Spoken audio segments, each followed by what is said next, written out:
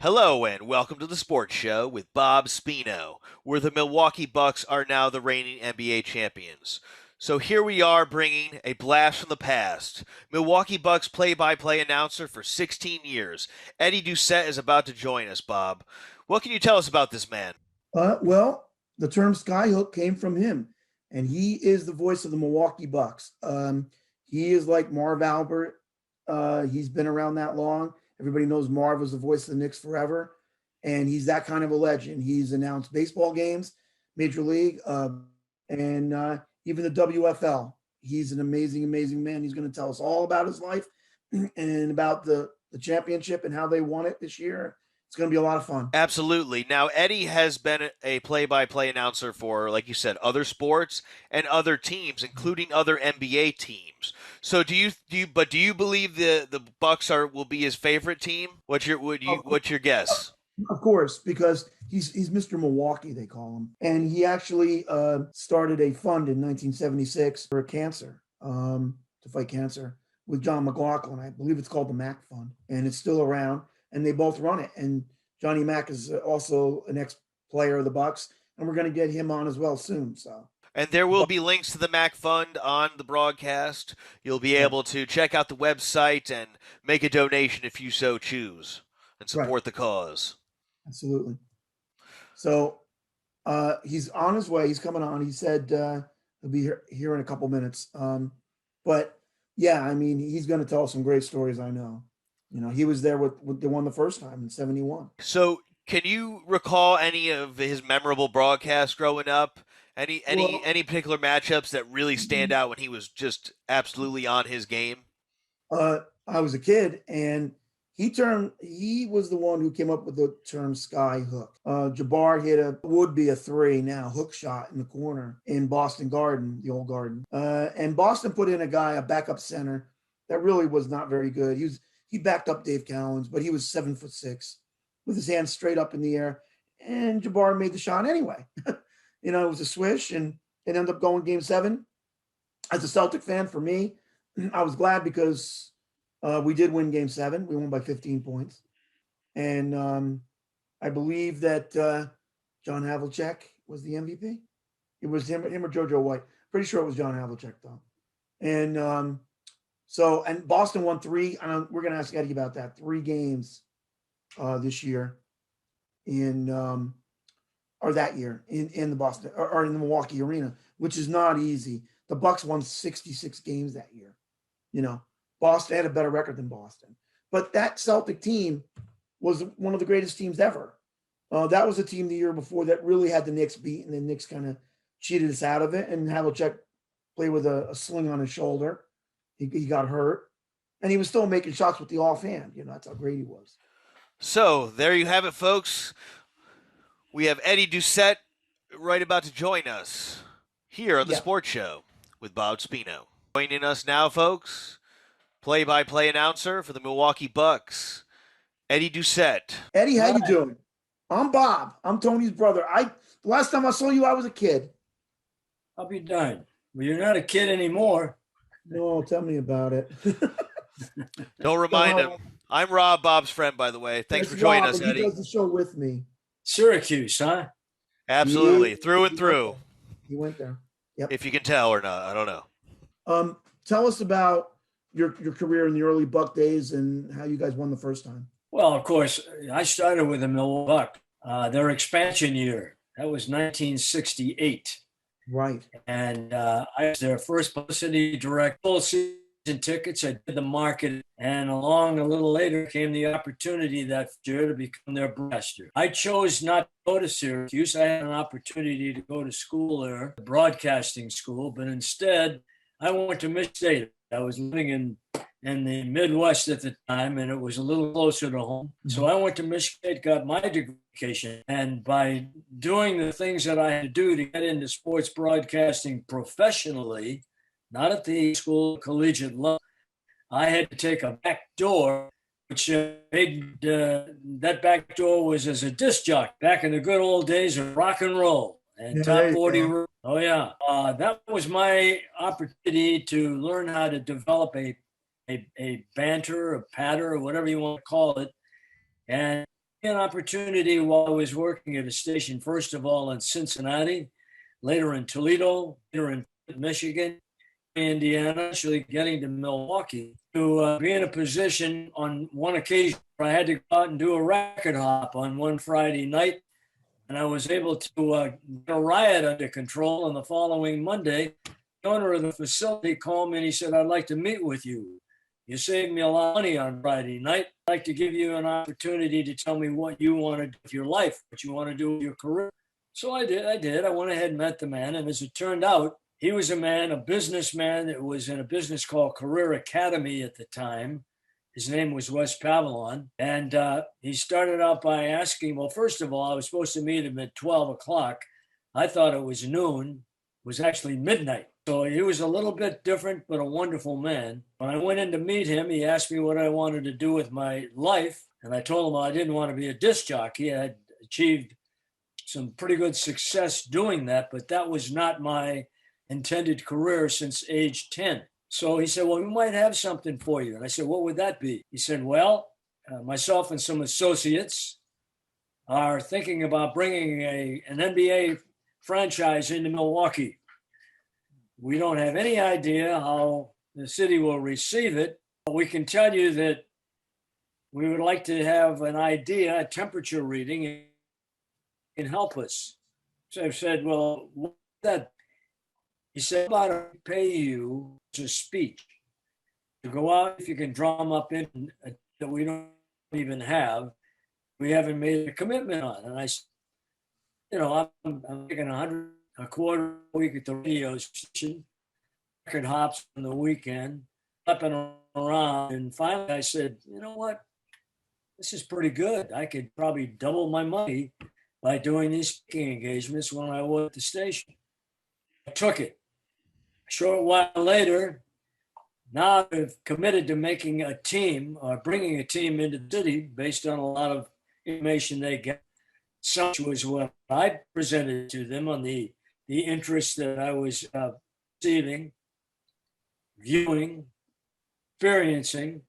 And so I told them, and they went ahead and got a franchise, brought a franchise into Milwaukee, and asked me if I wanted to come to work for the team. And I said, well, this is really not what I want to do. I'm a broadcaster. I'm not a, what do you want to call me? Well, we need help all the way around, and you might be able to work your way into a position.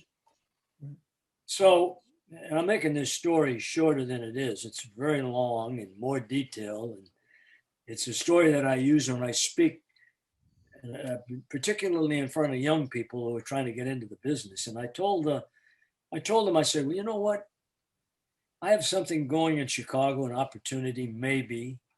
By this time, I was doing backup sports on Channel 6 in Milwaukee. And I said, if it turns into something, that might be the direction I want to go. And he said, well, can you let me know in a couple of days? And I said, yeah, I'll let you know in a couple of days. I appreciate the opportunity. Thank you very much. Well, the deal in Chicago fell through. They hired Paul Horning because they needed a name, CBS. Right. And and that was the thing that I was bumping my head up against all the time. Name people who are there and established. Me, just a little jamoke trying to come in through the side door, trying to make a move, and it wasn't happening. So finally I said, I'm going to take this deal with the team. Told the station, CBS in Chicago, and they said, oh, no, don't get out of it. You'd be making a mistake. I said, well, I got to do this. I'm 27 years old. I want to get rolling here. So they said to stay in touch. And I said, yeah, okay. Kind of let that one slide like they probably did. And I went to work for the Bucks. Well, now we got a team. Now I'm the publicity director. Now I'm selling tickets. Now I'm doing the marketing. I'm working 18 hours a day. And I'm continuing to do the speaking engagements.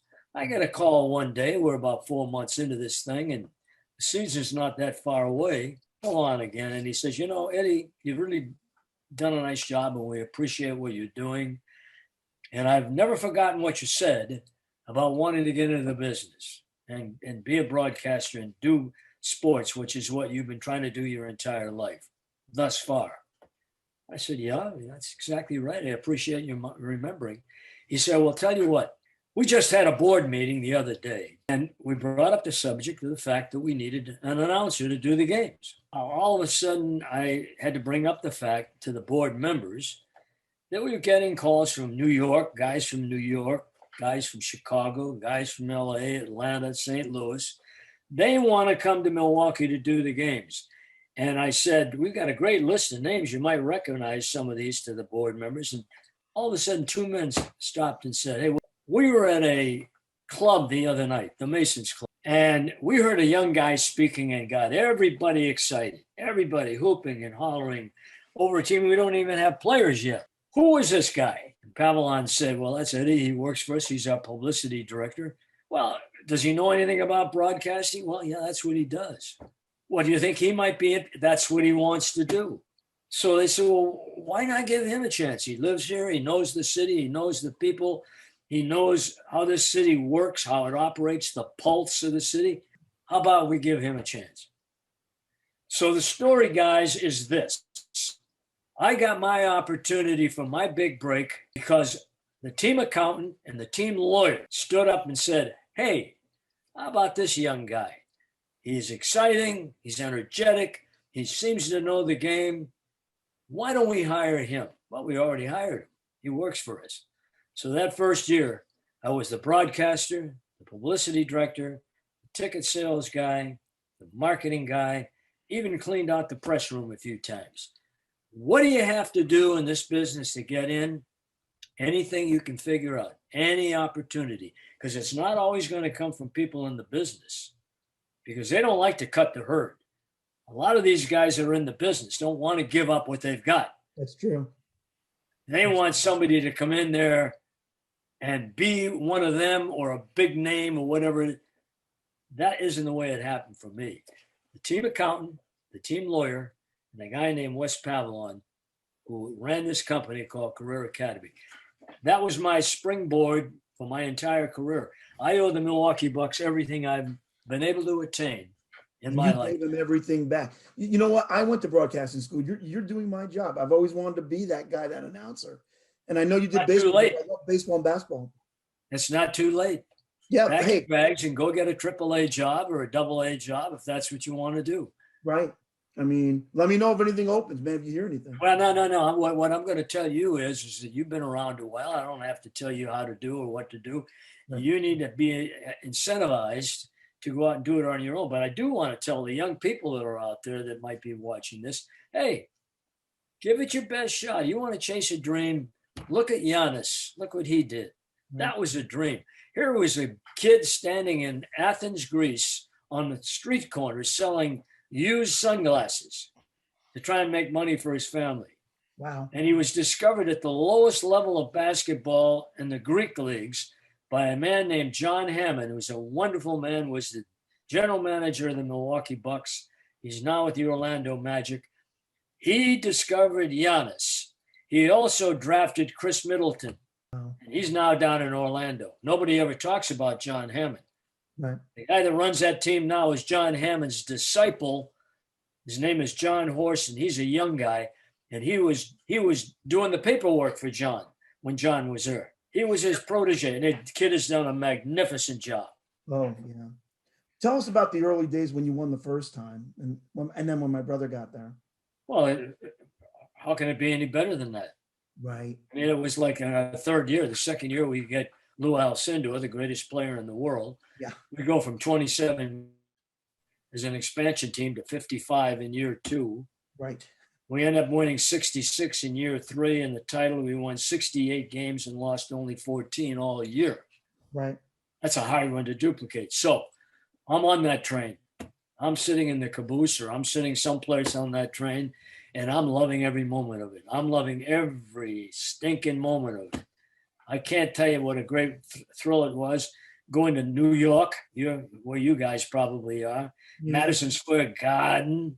Well, I'm a Celtic fan, so I'm going to ask you about the 74 team. Wait a minute now. I want to talk about John Condon. John Condon, the greatest PA announcer in history. The best. Ladies and gentlemen, welcome to the magical world of Madison Square Garden.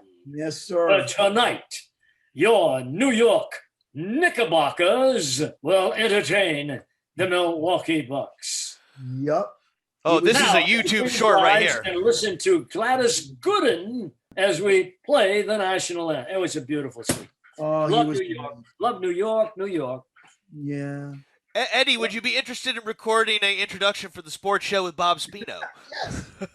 Please. Hey, listen, it's all about having. Yep. Because when it's all said and done, Yep. You're screaming every day trying to make something happen. Day in and day out, you get scalded. And then you go home and you say, all right, what did I do wrong? I remember taking my woolen sack tape recorder, that big old 50-pound, 55-pound thing, and lugging it around, lugging it up to a little box in Wrigley Field in Chicago, where Jack Brickhouse, who was the announcer for the Cubs, made it available to me, recording the game on that woolen sack, and then going home and just sitting there and grinding for hours. How can I make it better? How can I do this? I was a Boston kid. I came out to Chicago and they laughed at me because I had a New England accent. Yeah. So I'm trying to get rid of that accent. The cars, the waters, the butters, all of the things that go with a Boston accent. Right. And it wasn't working. So they told me I'd never get a job in Chicago if I spoke that way. So I had to change things around a little bit. So you're constantly adjusting. You're like a coach on the sideline. Something's going wrong, you adjust. You adjust here, you adjust there. And Larry Costello, the coach of that Milwaukee Bucks team, never got credit for the great job he did putting together the offense for Kareem and Oscar that enabled the Bucks to win the title in year 3. It was a total synchronization of coach and players. It was a beautiful experience. Nobody knows, but you came up with the term skyhook. And I remember the game because I'm a Celtic fan. We had lost the year before to the Knicks. I was crying for a month. Everybody in my house was a Knicks fan but me. And, we have to go. We're playing game 6, and we could have won it. We could have. And, Kareem hits that shot over. It was Hank Finkel, was it not? In the corner? That's correct. It was Hank Finkel, and he was really a big guy. It was a double overtime game. Yeah. Havlicek pulled the Celtics Yeah. out of the woods with a jump shot at the top of the wheel for the first overtime. Did the same thing to get them into from regulation to the first overtime, and then from first overtime, second overtime. The Bucks have got the ball. They bring the ball down the floor. And that was a series when Oscar was really struggling, the end of his career, had a deep groin pull. John McLaughlin, who had been our starting guard, was taped from his mid-calf to his mid-thigh. He couldn't get any kind of a lift. And an unsung hero by the name of Mickey Davis, yes, a 6'7" small forward from Duquesne, was the one that was enlisted to bring the ball up the floor against JoJo White and Don Chaney. That's a big order of business right there. Mickey did a heck of a job. He was the one that got us into that. And now we're down with 7 seconds to go in the second overtime, trailing by 1. Got to win the game or the series is over. It's over. Larry calls a timeout. He tries to draw up a quick play. They break the huddle. The Garden is going crazy. Boston Garden, nothing like it. I know. Even the King Rat was out there on the ledge there looking down onto the floor on that. And that was a beauty. I had to stare down with that thing a couple of times too. Right. But I would tell you this. Yeah. Larry Costello drew up a play. They break the huddle and the guys are looking at each other like, what are we going to do? There was so much confusion. All they knew was that Oscar was in the game. Kareem was in the game. McLaughlin was in the corner. And everybody kind of thought that John was going to get the call because he was the best outside shooter on the team, but he couldn't get any lift. So at the last moment on the inbound, Oscar changed the play. Kareem comes from low left to mid baseline right. On the flash, comes across the boulevard. Oscar hits him right where he's supposed to hit a guy when he's in the position to take his shot up. Finkel was in the game because Cowan had fallen out. High Henry Finkel. All 7 feet of Dayton, Ohio. He's your guy, right, Bob? Oh, yeah, I'm a Celtic fan. When they brought him in, I'm like, oh, boy. Oh, yeah, Madon. Now, you're saying, Madon, what's going to happen here? Santa Maria. Yeah. So what happens here? They get the ball to Kareem on the flash. I'm in the first balcony looking down onto the parquet. And I was about eye level when he went up. And I got to tell you, I could almost see the ball coming out of his hands, eye level. That's how high that right hand was extended. Right. Up it goes. And I said, that ball's coming out of the sky. That's a skyhook.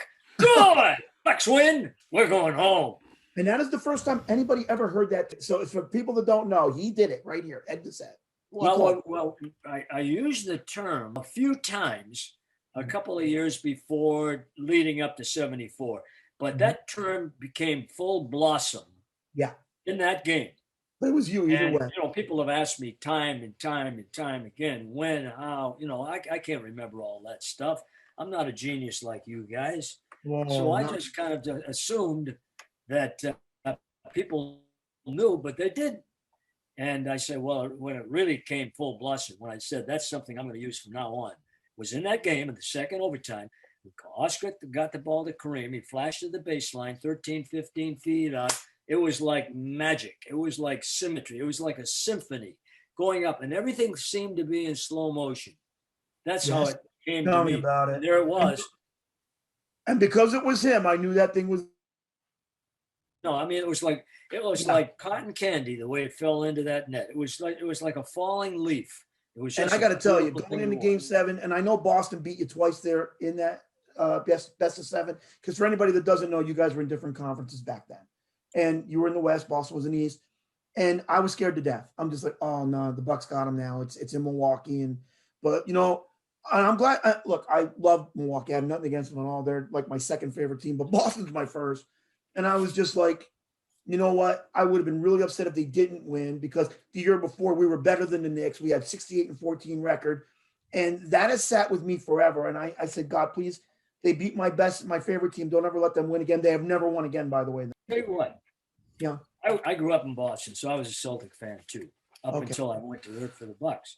Okay. I got that box score from that game right here. I just happened to have it. Wow. Game 6. Yeah. May 10th, Friday night. Bobby Dandridge, 20. He was on our show. Cornell Warner. Yeah. Who gave me the inspiration to nickname Kareem the franchise. Okay. Wow. He's the one. Cornell Warner.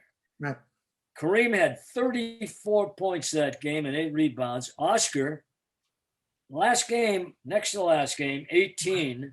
Right. Mickey Davis started at guard because Johnny Mack couldn't do it. Mickey had 12. I met him when my brother got there the next year. What was that? I met Mickey the next year when my brother got there. Mickey's a good buddy. He's done very well in private life. Right. Havlicek, 36 points that night. My hero. Right? My hero. First overtime, each team scored 4. Right. The second overtime, the Bucks scored 13. Right. The Celtics scored 11. Right. Final 102-101. We're going home. And that problem, that was problematic because Kareem played, excuse me, he played 53 minutes of that game. We're playing on a Friday night. The next game, the 7th game, was at in the afternoon. It was a 12:30 start. Mm-hmm. And what happened was Tommy Heinsohn put together an offense that was incredible. He had Collins in the game, and Collins played out, which meant that they drew Kareem out of the hole. He had to go out and challenge him, and he was so exhausted from the 53 minutes he played on Friday night. Collins just walked around him and had a big game, and they win it on Milwaukee's home floor. That was the series when the away team won on the other team's floor, which is very unusual. That's an anomaly in the NBA. So that was a thrilling moment. That was one the Bucks felt they should have had. We had another time. Oscar Robertson will tell you that we should have won 3 championships during that period.